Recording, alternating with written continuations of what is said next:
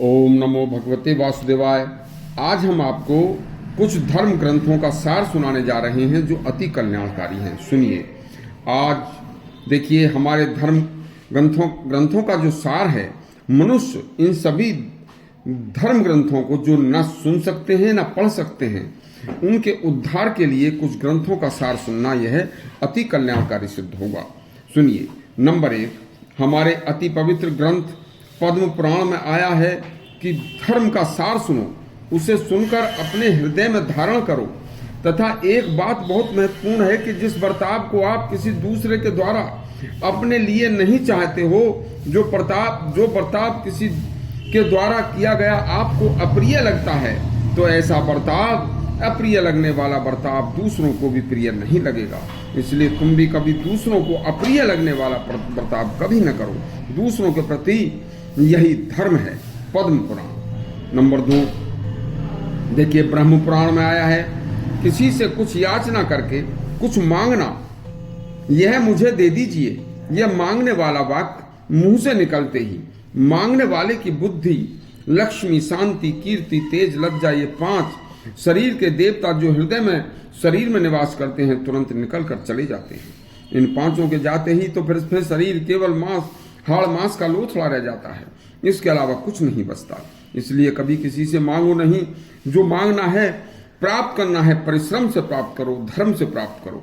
ब्रह्म पुराण। Number 3, दुष्ट स्वभाव, बुरे आचरण वाले पति की पत्नी जैसा बर्ताव, जैसा रुख, जैसी सेवा अपने पति की करती है, वैसी ही बुरे स्वभाव वाली पत्नी का भरण पोषण भी पति को करना चाहिए। मार्कंडेय पुराण। नंबर 4, अपना कल्याण चाहने वाले मनुष्य को दुर्जनों का संग त्याग करके साधु सज्जनों की संगति करनी चाहिए और सज्जन धर्मात्मा जनों के साथ दिन रात पुण्य संचय करते हुए नित्य जगत की अनित्यता का स्मरण करते रहना चाहिए, क्योंकि जगत अनित्य है। गरुड़ पुराण। इसलिए अच्छे कर्म करते हुए आपका कल्याण होगा। नंबर 5, गरुड़ पुराण में ही आया है कि दुष्चरित्र स्त्री या पुरुष के घर में निवास करना नरक वास से भी बुरा है, क्योंकि नरक में वास करने के बाद कम से कम मनुष्य के पाप नष्ट हो जाते हैं, लेकिन दुष्चरित्र स्त्री या पुरुष के घर में निवास करने से पाप और बढ़ जाते हैं। गरुड़ पुराण। नंबर 6, हमारे एक धर्म ग्रंथ स्कंद पुराण में आया है कि सत्य बोलो, प्रिय बोलो, अप्रिय सत्य कभी न बोलो। यदि प्रिय लगने वाला असत्य है तो उसे भी न बोलो। सत्य ही धर्म है, असत्य ही अधर्म है, नाश है।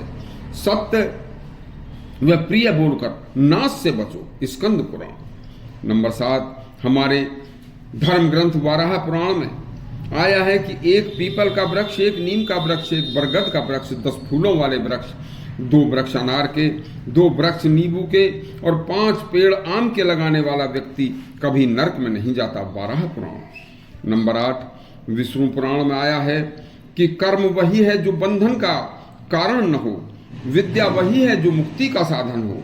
इसके अलावा मनुष्य के द्वारा किए हुए और कार्य तो केवल एक मनुष्य के परिश्रम रूपी कला कौशल है। विष्णु पुराण। नंबर 9, श्री देवी भागवत ने कहा है कि जैसा कर्म वैसा फल, जीवन में शुभ अशुभ का फल तो भोगना ही पड़ेगा। देवी भागवत। नंबर 10, धर्म ग्रंथ देवी भागवत में ही यह आया है कि जिस मनुष्य का जीवित रहते हुए किसी कुकृत्य से मान सम्मान तथा समाप्त हो गया हो, समाज में लोग उसे हेय दृष्टि से देखने लगे, तो उसका जीवित रहना मृत्यु के समान है, उसे अपना देह त्याग कर देना चाहिए। देवी भागवत। नंबर 11, हमारे अति पवित्र ग्रंथ शिव पुराण में आया है कि जो व्यक्ति किसी दूसरे का बुरा चाहता है, अहित चाहता है, निश्चय ही उसका बुरा चाहने वाले का अहित उससे पहले अहित हो जाता है, बुरा हो जाता है। इस प्रसंग को सुनकर कभी भी किसी का अहित मत सोचो, न ही किसी का अहित करो। शिव पुराण। आपका कल्याण होगा। यह 11 ग्रंथों के 11 शास्त्रों के सार।